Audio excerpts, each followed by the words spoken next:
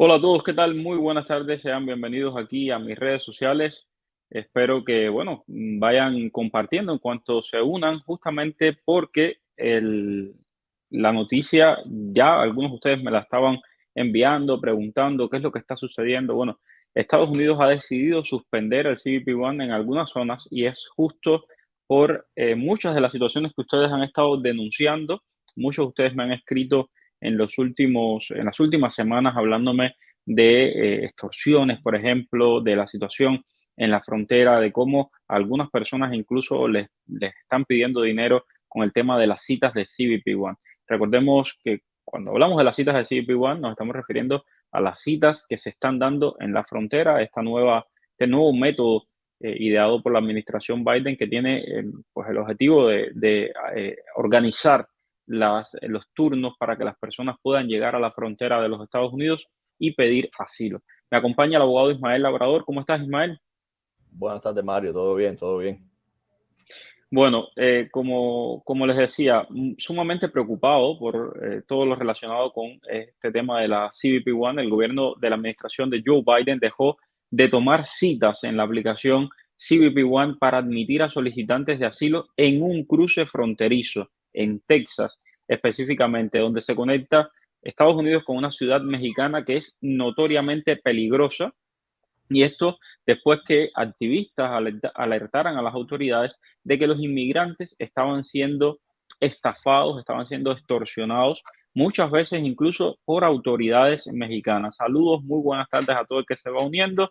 Agradecido porque puedan compartir este video para que llegue a muchas más personas. Saben que a veces no está notificando Facebook y YouTube y entonces la única manera que tengo de llegar a otras personas es que usted pueda compartir justamente la transmisión.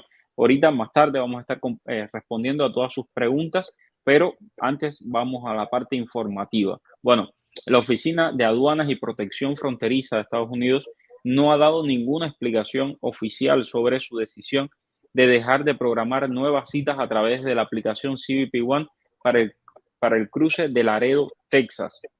Varios solicitantes de asilo han dicho que los funcionarios mexicanos en Nuevo Laredo, al otro lado de la frontera con Laredo, Texas, los habían amenazado con retenerlos y hacerle faltar a sus citas de asilo programadas a menos de que pagaran. Los grupos humanitarios en Laredo han dicho que han advertido a CBP, a la patrulla fronteriza, sobre estos problemas y que hay determinados grupos que han estado controlando el acceso al cruce internacional del lado mexicano. Es decir, obligan a las personas a pagar una cierta cantidad de dinero. Si no pagan esa cantidad de dinero, los retienen y no los dejan asistir a su cita. Esto estaba pasando en Laredo y justamente al suceder este tipo de cosas, el lado norteamericano se ha dado cuenta y ha dicho, mira, vamos a parar por ahora de otorgar citas de CBP-1 aquí. Sigo compartiéndoles la información. El, bueno, lo que ha estado pasando es que, por ejemplo, Rafael Álvarez, un inmigrante de 29 años, un venezolano, dijo que después de aterrizar en Nuevo Laredo a principios de junio, las autoridades de inmigración mexicana en el aeropuerto le quitaron los documentos de viaje, incluida la copia de su cita en CBP, y le dijeron que tenía que pagar eh, 1,000 pesos mexicanos, que son unos $57, pero en realidad al principio le dijeron mucho más. Incluso hay personas que han estado pagando 200, 300 y hasta más dólares para que los dejen pasar. Alertados de todo esto, los americanos han suspendido las citas del CBP-1 ahí en Laredo. Muchos de ustedes me preguntaron desde anoche, Mario, ¿esto va a ser algo que se va a extender? Es decir, ¿se va a mantener así? ¿Se va a quitar el CBP-1?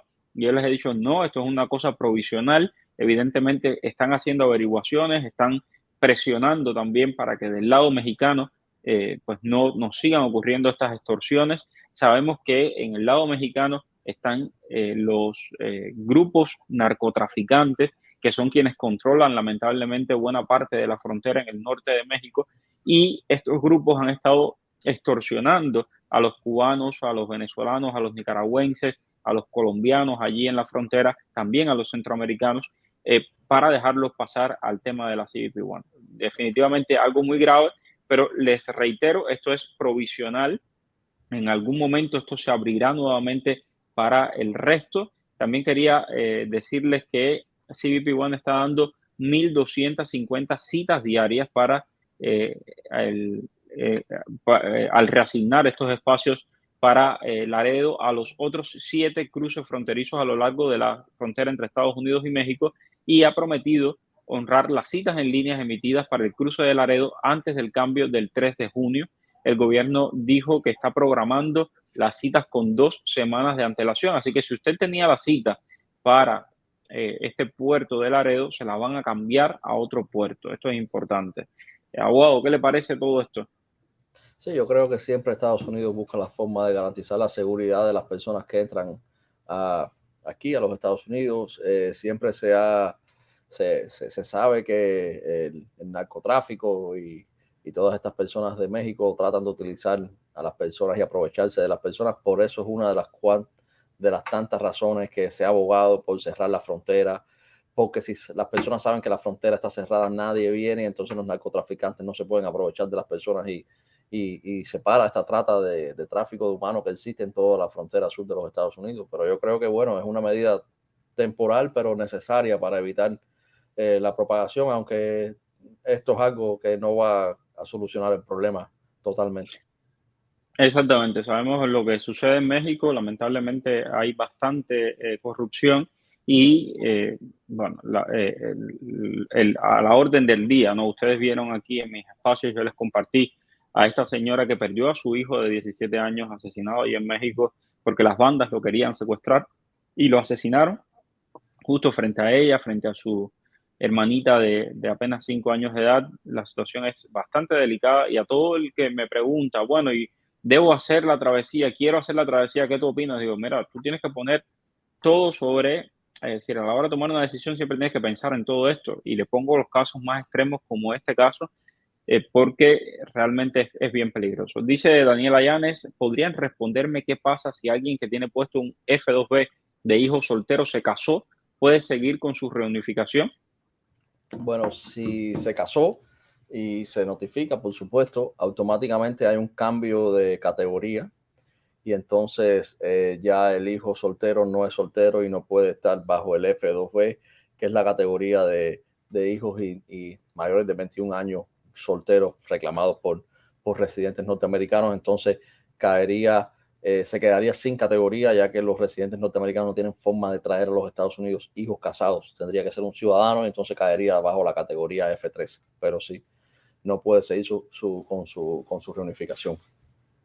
Marlon Dairon, se están demorando mucho las citas. Llevo más de 2 meses esperando en las citas de CBP One. Efectivamente, se están demorando mucho y justamente a partir de esas demoras hay de todo tipo de negocios turbios, hay de todo tipo de estafas. Así que, primero, yo les, eh, yo les recomiendo que no paguen y segundo, que denuncien esto a las autoridades.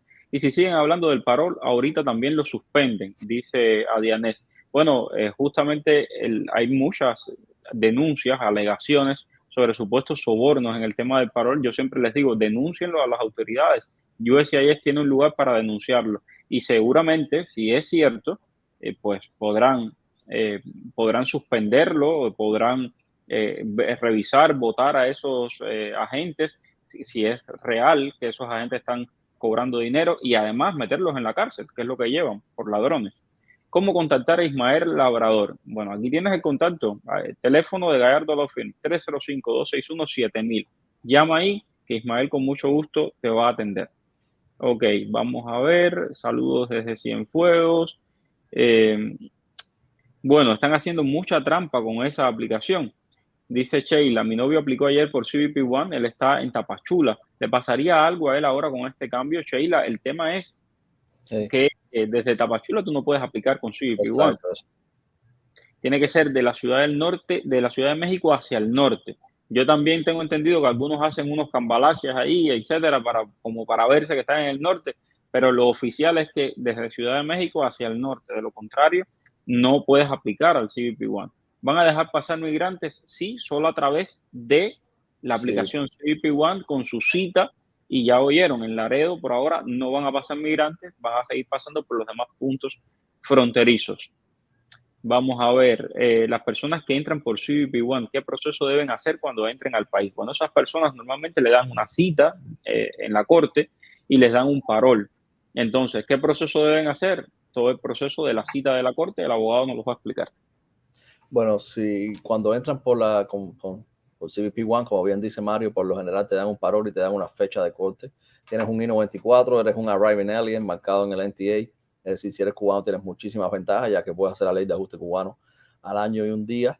Ahora, importante, si estás con fecha de corte, siempre lo digo, tenemos muchísimos casos en la oficina de personas que no van a su corte por variadas razones. Pierdes la corte, tienes una carta final de deportación, no importa el parol, no importa si tienes 10 parol, te deportan, tienes que hacer un motion to reopen, no pierdas tu corte.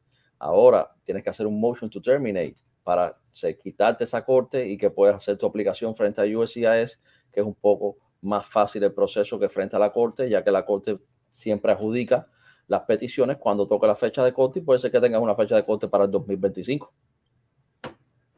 Mario, soy ciudadana americana, le puse el parol a mi esposo hace 6 meses, todavía no sé nada. ¿Qué ha pasado con esto? No ha pasado nada, es sencillamente que está eso, como otra 1,5 millones de aplicaciones y tienes que esperar hasta que te lo aprueben o te lo nieguen.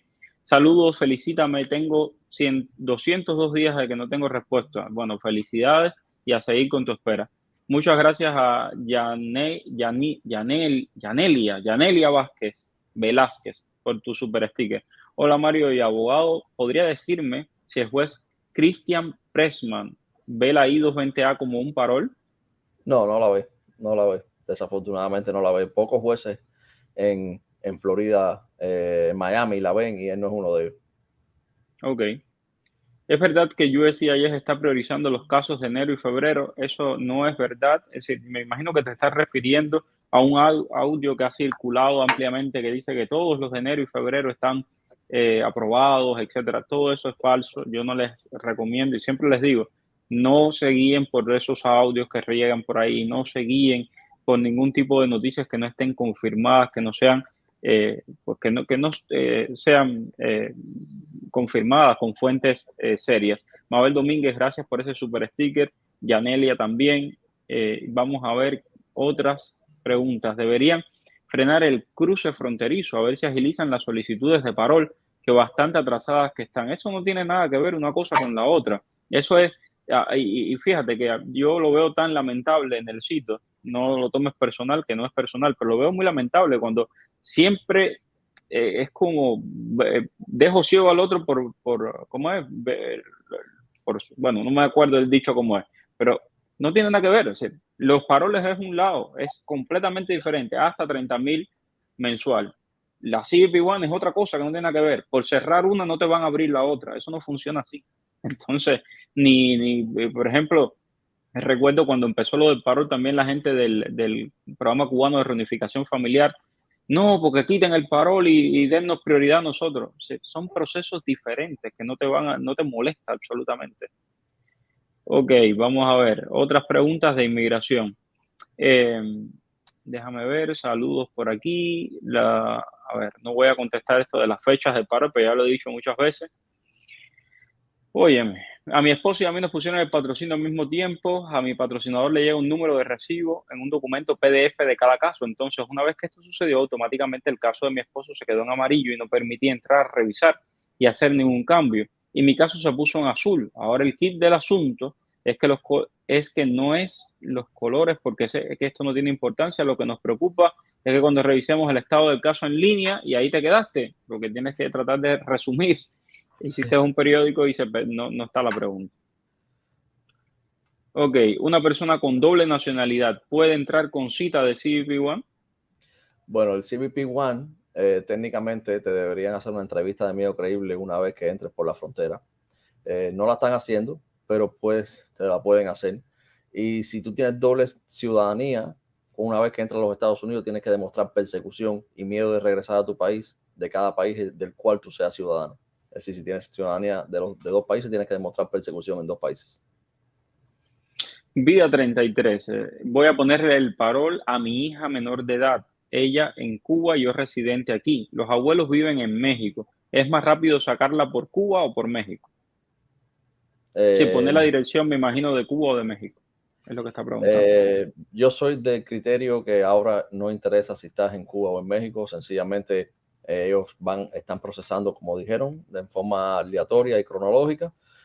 Cuando llegue tu día te la procesarán.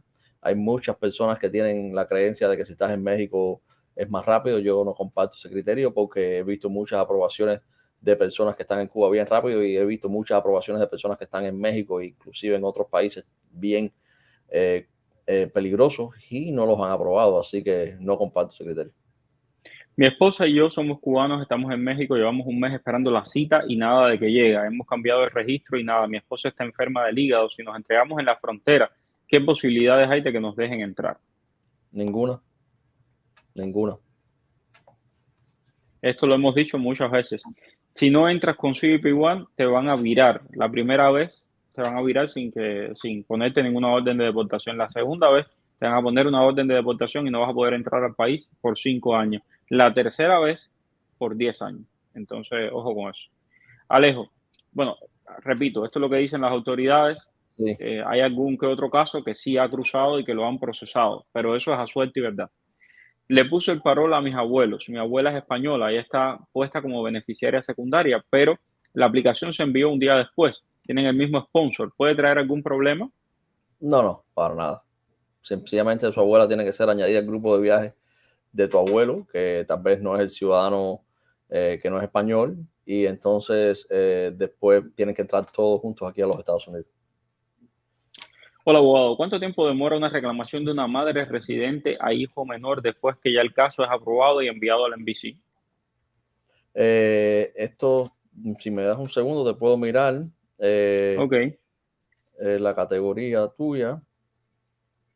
ok. Bueno, mientras tanto voy leyendo la otra pregunta De, también. Mi hermano me puso el parol de febrero con los taxes del 2021. En el mes de mayo le puso el parol a mi hijo ya con los taxes del 22 actualizados. ¿Eso beneficia también a mi caso? En sí, realidad no, no, no, no es nada. no es nada. Es decir, cada uno tiene un caso diferente. Ok, La F2A está por el 2020 ahora mismo. ok. Es la categoría, es decir, estamos hablando estamos febrero, septiembre del 2020, estamos a casi 2, 3 años de atraso. Cuando llegue el juicio del parol, ¿qué pasará con los casos que no les ha llegado? Arleti, yo te recomiendo que revises en mi canal de YouTube. Ahí están en los live. Esa pregunta se ha respondido por lo menos 50 o 100 veces. Saludos, Mario, para usted y el abogado también. Infinitas bendiciones en espera del 9 de enero. Bueno, deja ver algún otro. ¿Cómo puede un padre residente venir a buscar a sus hijos confirmados si no hacen la cuenta a los menores de edad? Si no dejan hacer la cuenta a los menores de edad. Bueno, lo que nosotros hacemos en este caso es comunicarnos con USCIS y dejarle saber a USCIS que el padre residente norteamericano es quien va a buscar al hijo menor a Cuba.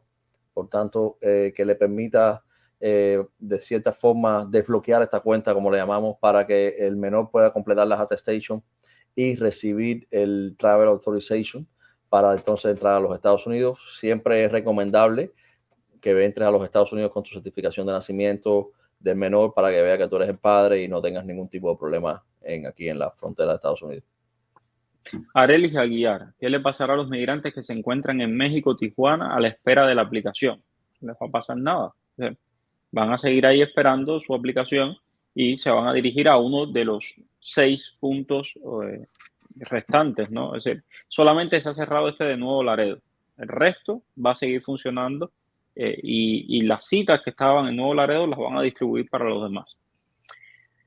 Ok, soy venezolana, estoy en España, estoy confirmada desde el 15 de abril y no he respondido. Fui deportada hace 17 años. Yo tengo que pedir perdón. Depende la orden de deportación que te dieron, por cuántos años fue, o si fue una orden de deportación permanente, hay que ver las condiciones por las cuales te dieron la orden de deportación a ti. Ok, así que te recomiendo darle una llamada a que tu patrocinador llame a los abogados de Gallardo Law Firm y que revisen tu caso. Con los que estamos aquí en Latinoamérica, es decir, Perú, Chile, Uruguay, por fin que se sabe sobre lo de Colombia, ¿qué se va a hacer? Odelkis, todavía no hay ninguna información oficial, lo de Colombia debe comenzar después del día 19 y todavía no hay ninguna información oficial. En cuanto la haya, yo con mucho gusto se las estaré compartiendo. para que puedan entrar allí a ese lugar, a hacer su cita y tratar de pasar su caso de refugio. Saludos, Mario y abogado. Mi novio aplicó en el día de ayer al CBP One. Él se encuentra en Tapachula. Bueno, este era el que habíamos leído antes. Vamos a ver qué otras cosas hay por aquí, qué otros mensajes hay. Entré por frontera con CBP One, me dieron la I-94 parol por un año y NTA para el 2026. ¿Puedo aplicar para el permiso de trabajo con USCIS sin tener que solicitar asilo? Sí, por supuesto. Con este paro de un año puedes aplicar a tu permiso de trabajo y te va a llegar un permiso de trabajo válido por un año. Anilek, hola, buenas tardes, tengo I-220A. Mi fecha de corte no aparece en el sistema. ¿Me debo presentar el día 4 hace un año y un día? ¿Puedo aplicar a la residencia? Si tienes un NTA y no tienes fecha de corte, te recomiendo, por casos muy peculiares que hemos tenido aquí en la oficina en los últimos días, preséntate en la corte, aunque la fecha de corte no la tengas en el sistema. Preséntate en la corte y que te digan ahí que te tienes que ir para atrás. El día 4, si haces un año y un día, también aplica la residencia afirmativamente. Si no estás en corte, aplica afirmativamente frente a USCIS. Pero si la fecha de corte que tienes en el NTA y no tiene esta fecha en el sistema, que online o en el teléfono, sí preséntate en la corte por casos muy peculiares que hemos tenido en la oficina, no en Miami, pero sí en otros estados. Hola, Mario, mi amiga tiene tres niñas pequeñas. Solo ella y la más grande están aprobadas con permiso de viaje casi al vencer. ¿Qué debe hacer? Lo primero, extender el permiso de viaje por los 90 días más. Eso es lo primero. Exacto, y a este punto sencillamente extiende porque no hay nada que hacer. Tenías que haber añadido a la otra niña en el grupo de viaje anteriormente para que hubiese también recibido su permiso, pero ya que no lo hiciste a este punto, solamente extiéndelo para que puedan venir juntos. Si viajo de Cuba a otro país con mi esposa e hijos y pienso estar allá por un tiempo indefinido y me llega el parol que apliqué desde Cuba, ¿puedo viajar directo a Estados Unidos o debemos regresar? Puedes viajar directo. Ok. Mi caso lo pusieron en el 2021, se aprobó ahora en el 2023, dice Brian Nápoles. Ok. Déjame ver. Buenas tardes, Mario. Quisiera saber si me puede llegar el parol estando aquí en México y estando en el sistema de la CBP One. Sí, te puede llegar. Son dos programas diferentes por completo. No se interponen uno con el otro. Puedes aplicar a los dos sin problema ninguno. Ok, vamos a ver. Seguimos. Si escogen a mi abuela, que es española, de manera aleatoria, y mi abuelo no está aprobado aún, ¿qué se hace en ese caso con la cuenta de USCIS y CBP? ¿Me puede explicar qué se hace una vez aprobados para que ella pueda venir? Tienes que añadir a tu abuela en el grupo de viaje de tu abuelo. Cuando crees la cuenta de USCIS, te va a decir añadir Travel Group Members. Ahí añades la información de tu abuela para que tu abuela también reciba el permiso de viaje. Mi esposo y yo tenemos I-220A con la corte en el 2024. Fuimos a una cita en Gallardo, nos dijeron que solo podemos defender el caso, pero ayer el abogado dijo que es mejor aplicar a la residencia. ¿Qué hago? Bueno, yo no dije que era mejor aplicar a la residencia. Yo dije que si tú eres I-220A con segunda casilla, como estás diciendo ahí, tienes que tener, por supuesto, tu asilo en corte y también presentas a la corte tu aplicación de residencia. Eso no significa que sea mejor aplicar a la residencia. Siempre cuando tú estás en la corte, tú le presentas al juez todas las aplicaciones posibles por las cuales tú puedas coger tu residencia, incluyendo una petición familiar, incluyendo todo lo que se pueda, por la cual tú puedas ajustar tu estatus. Yo lo que dije fue que cuando llegues al año y un día, tienes que presentar en tu corte, recomiendo que presentes en la corte esta petición de ajuste para que el juez, cuando tome la decisión de tu caso, adjudique esta petición. Si no le presentas al juez la petición de ajuste, no importa lo que sea, el juez no te va a dar la residencia por ajuste. Pero sí, eso fue lo que quise decir yo. Hola, mi hijo entró y solo le dieron NTA, ya está cerca del año, somos cubanos. Su aplicación a la residencia, ¿cómo sería? Él es menor de edad. Mi hijo entró y solo dieron, ya está cerca, somos cubanos. Es menor de edad. Bueno, si es menor de edad, la única diferencia es que no está en expedited removal, que no va a estar. Para hacer la aplicación de residencia, de igual forma, sería con USCIS si no tiene fecha de corte. Si solo tiene un NTA, se puede hacer un FOIA a ver si le dieron otro, si le emitieron otro documento en la frontera. tal vez tiene un parol en el sistema, tal vez tiene una I-220A. Hemos tenido casos que hacemos el FOIA y cuando hacemos el FOIA, el cliente tiene un parol o sencillamente el CBP dijo que fue parolado y ya esa evidencia la usamos para aplicar a la residencia. Hola, estoy en Costa Rica con solicitud de refugio, pero aún no soy refugiado. ¿Soy inelegible para el proceso de parol? Hasta ahora no. En el momento que sea refugiada ya. Exacto, y una vez que tengas residencia permanente, residencia temporal, no estás en proceso, no, o sea, solo lo único que te quita la elegibilidad es ser residente permanente o tener otra nacionalidad. Ok, tengo parón por un año, puedo aplicar para el permiso de trabajo, ¿cómo tengo mi licencia de conducir? Mi recomendación es que vayas al DMV. Ellos te van a poder informar mejor cuáles son los requerimientos para obtener la licencia de conducir aquí en Florida. Cada DMV y cada estado tiene sus peculiaridades, así que yo te recomiendo que vayas a ir. Pero sí, Se y están también realizando. sí puedes aplicar el permiso de trabajo. Ok, se están aplicando, se están haciendo entrevistas de carta de invitación en La Habana. No, no hay ningún tipo de visas se llama, perdón, B1, B2, ¿cómo era? ¿Cómo son las B2 visas para turistas? B2, B2. B2, B2. Las visas B2. Es que ya entre las medicinas y las Sí. visas. Bueno, nada, señores, se nos acabó el tiempo. Mañana nos vemos aquí a las 5 a seguir respondiendo preguntas de inmigración. Gracias a todos por la sintonía. No se olvide, por favor, compartir este video. Gracias, abogado. Muy Gracias, amable. Nos Mario. vemos mañana. Nos vemos mañana. Saludos.